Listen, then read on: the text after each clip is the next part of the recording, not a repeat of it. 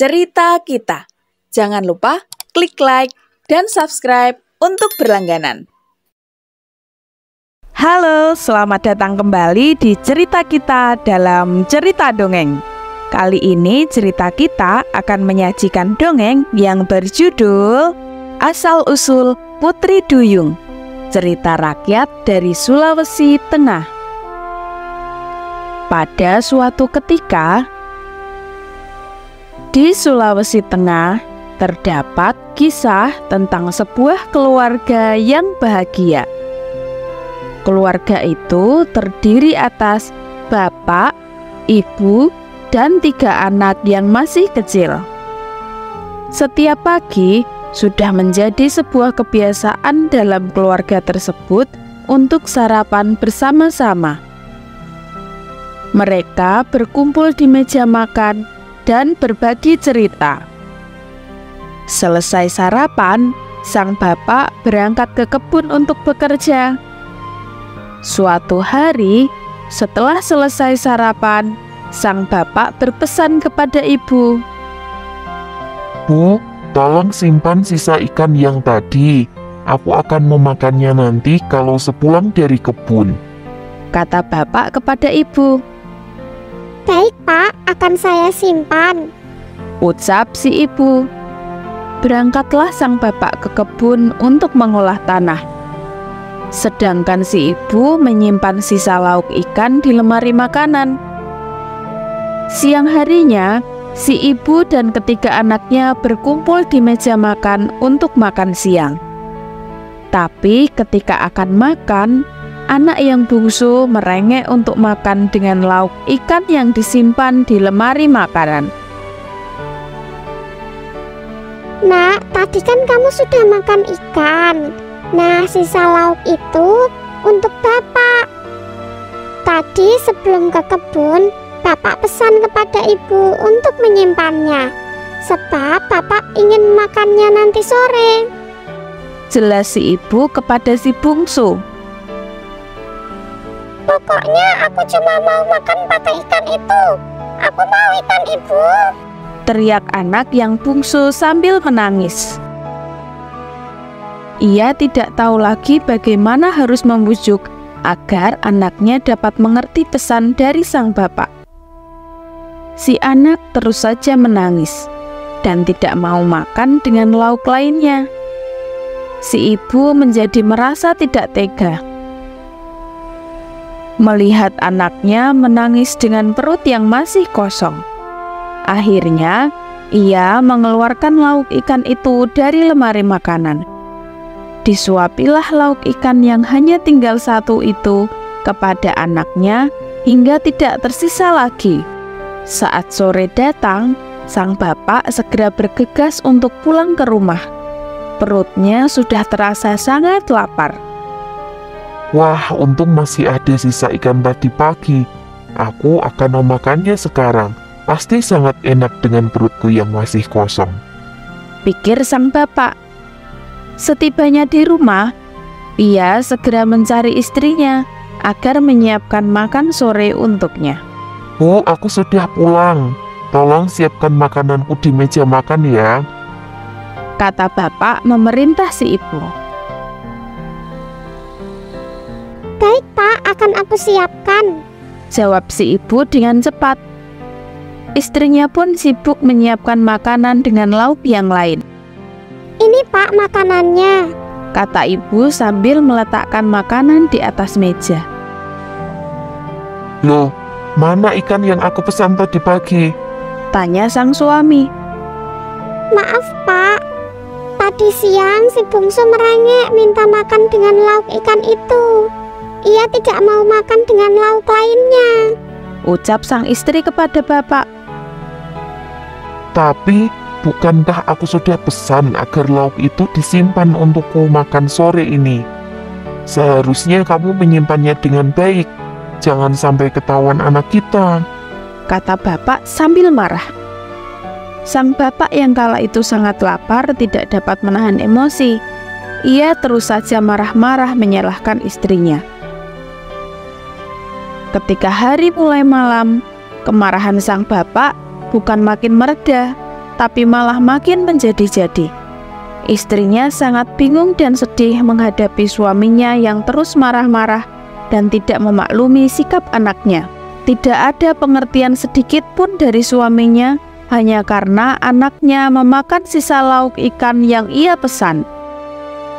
Dengan nada yang semakin marah dan semakin emosi, sang bapak menyuruh ibu untuk mencari ikan lainnya. Sana, kamu pergi dari sini. Cari ikan yang banyak sebelum kamu mendapatkannya. Jangan pernah kamu kembali ke rumah. Tinggal saja di laut, kata bapak dengan emosi. Akhirnya malam itu sang ibu pergi ke laut sambil menangis. Ketiga anaknya pun tidak ada yang tahu bahwa ibunya telah meninggalkan mereka.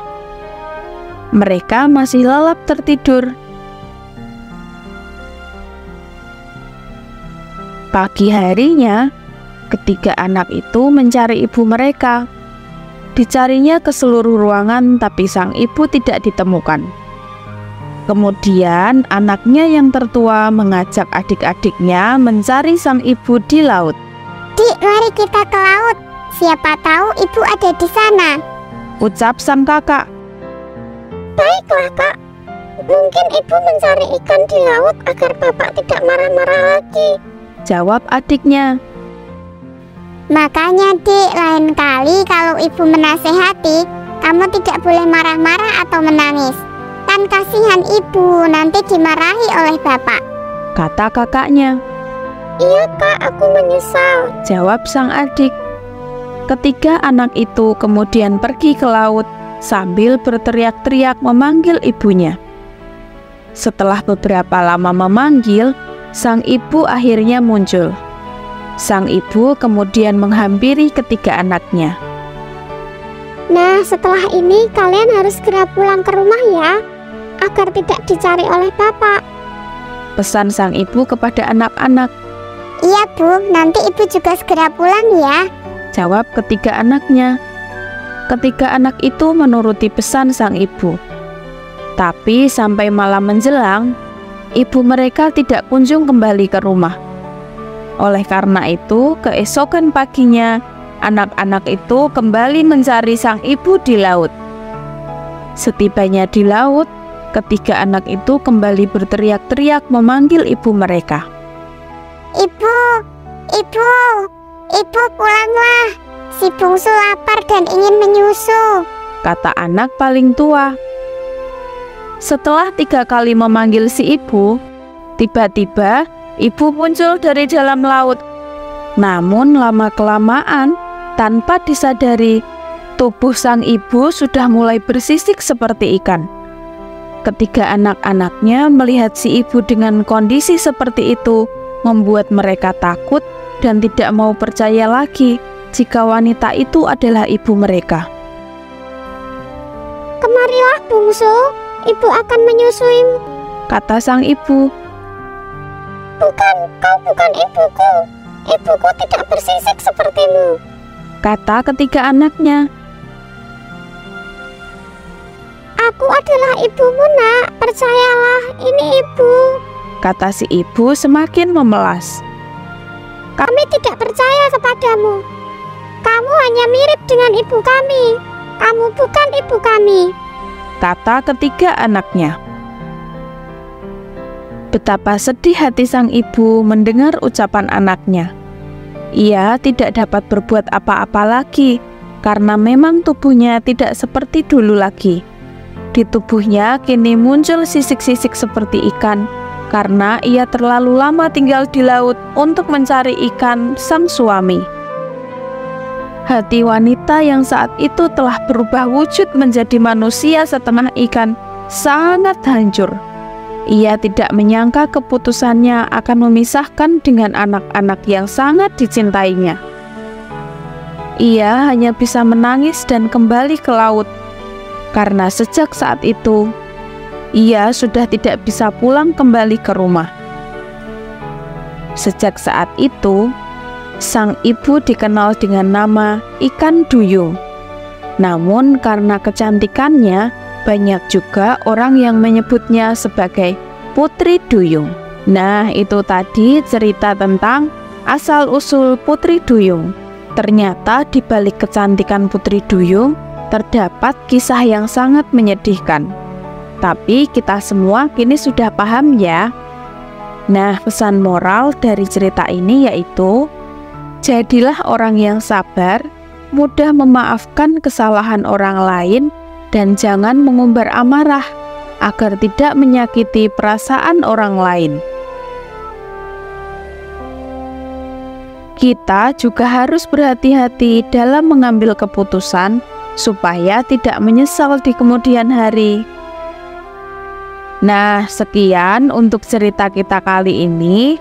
Jangan lupa klik like dan subscribe agar tidak ketinggalan dengan cerita-cerita selanjutnya. Sampai jumpa.